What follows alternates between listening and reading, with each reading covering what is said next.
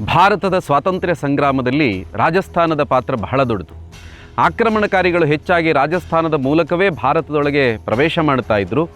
ಹಾಗಾಗಿ ಸಹಜವಾಗಿ ನಮ್ಮ ನೆಲವನ್ನು ಆಕ್ರಮಿಸಲು ಬರುವಂಥ ವೈರಿಗಳಿಗೆ ಪ್ರತ್ಯುತ್ತರ ನೀಡುವ ಅವಕಾಶ, ಸಾಮರ್ಥ್ಯ, ಕೆಚ್ಚು ರಾಜಸ್ಥಾನದ ವೀರರಿಗೆ ಹೆಚ್ಚಿತ್ತು.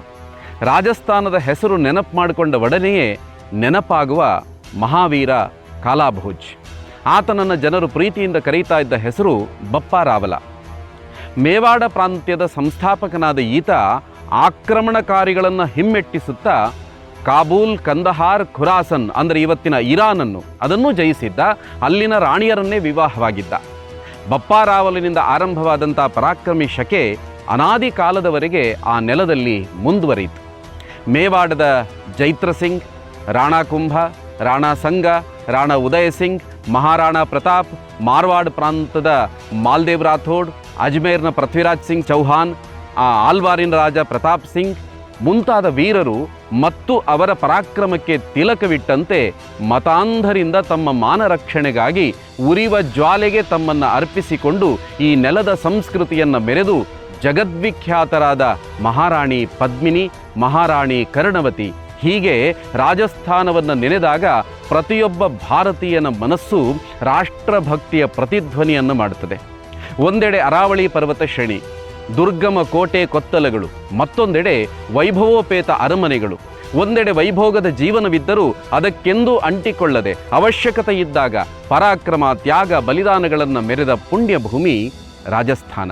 ದೆಹಲಿಯ ಸುಲ್ತಾನನಾಗಿದ್ದ ತನ್ನ ಸ್ವಂತ ಚಿಕ್ಕಪ್ಪ ಜಲಾಲುದ್ದೀನ್ ಖಿಲ್ಜಿಯನ್ನು ಕೊಂದು ದೆಹಲಿಯ ಗದ್ದುಗೆ ಏರಿದ್ದ ವಿಕ್ಷಿಪ್ತ ವ್ಯಕ್ತಿತ್ವದ ಮತಾಂಧ ಅಲ್ಲಾವುದ್ದೀನ್ ಖಿಲ್ಜಿಯ ಕಣ್ಣು ಮೇವಾಡದ ರಾಜಧಾನಿ ಚಿತ್ತೋಡಿನ ಮೇಲೆ ಬಿದ್ದಿತ್ತು.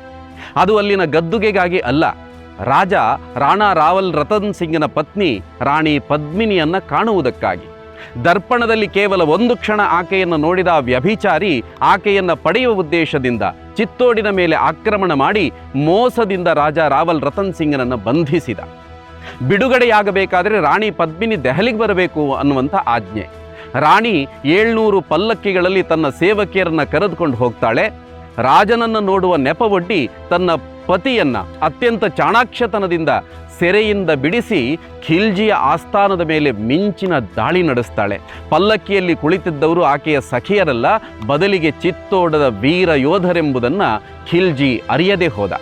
ರಾಣಿ ಪದ್ಮಾವತಿಯ ಸೌಂದರ್ಯವನ್ನಷ್ಟೇ ಕಂಡಿದ್ದ ಆ ಮತಾಂಧ ಆಕೆಯ ಕಾಳಿಯ ರೂಪವನ್ನು ಕಂಡ.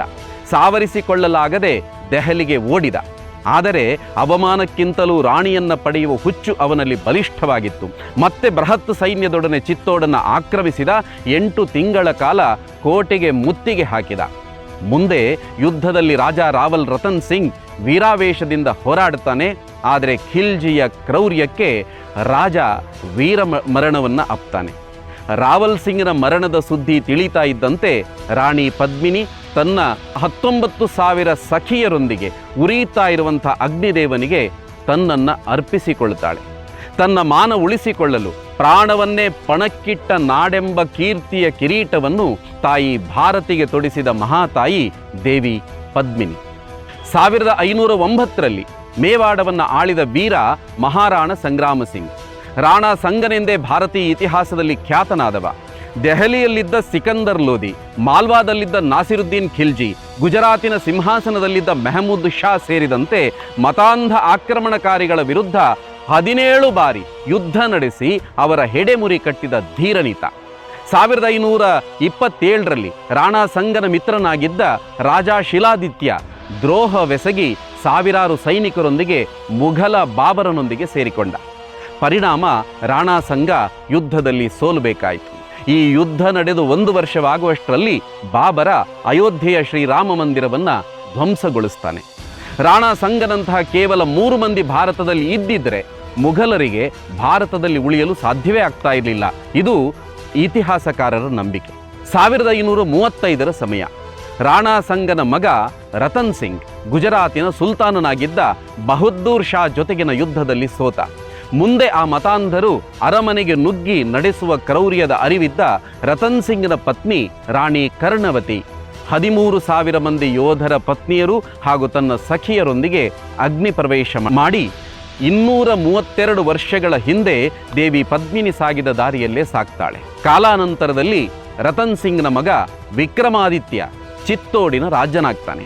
ಅತ್ಯಂತ ದುರ್ಬಲ ಮನಸ್ಸಿನ ವಿಕ್ರಮಾದಿತ್ಯನ ಆಸ್ಥಾನದಲ್ಲಿ ಹತ್ತಿರದ ಬಂಧು ಬನ್ಬೀರ್ ಎಂಬ ವ್ಯಾಘ್ರನೊಬ್ಬ ಸೇರಿಕೊಂಡ.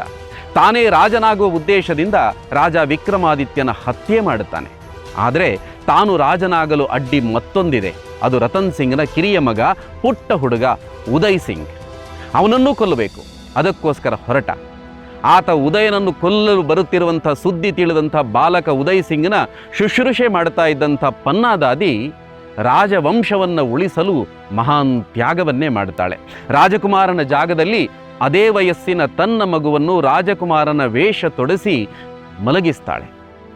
ಅಧಿಕಾರ ದಾಸೆಯಿಂದ ಮದವೇರಿ ಬಂದ ಬನ್ಬೀರ್ ಅಲ್ಲಿ ಮಲಗಿದ್ದ ಪನ್ನಾದಾದಿಯ ಮಗುವನ್ನೇ ಕೊಚ್ಚಿ ಕೊಚ್ಚಿ ಕೊಂದ. ತಾಯಿಯ ಮುಂದೆಯೇ. ಕರ್ತವ್ಯದ ಮುಂದೆ ತನ್ನ ಕರುಳಿನ ಆಕ್ರಂದನ ದೊಡ್ಡದೆಂದು ಅನಿಸಲಿಲ್ಲವೆಂದರೆ ಆ ಮಹಾನ್ ತಾಯಿಯ ರಾಷ್ಟ್ರನಿಷ್ಠೆ ಅದೆಷ್ಟು ಎತ್ತರವಾದದ್ದು. ಆಕೆ ಅಂದು ಉಳಿಸಿದ ಮಗುವೆ ಮುಂದೆ ಮೇವಾಡದ ಏಕಚಕ್ರಾಧಿಪತಿ ಎನಿಸಿದ ರಾಜ ಉದಯ್ ಸಿಂಗ್. ಆ ಉದಯ್ ಸಿಂಗ್ನ ಮಗನೇ ನಮ್ಮ ಕಥಾನಾಯಕ ಯುಗ ಪುರುಷ ಮಹಾವೀರ ಮಹಾರಾಣಾ ಪ್ರತಾಪ್.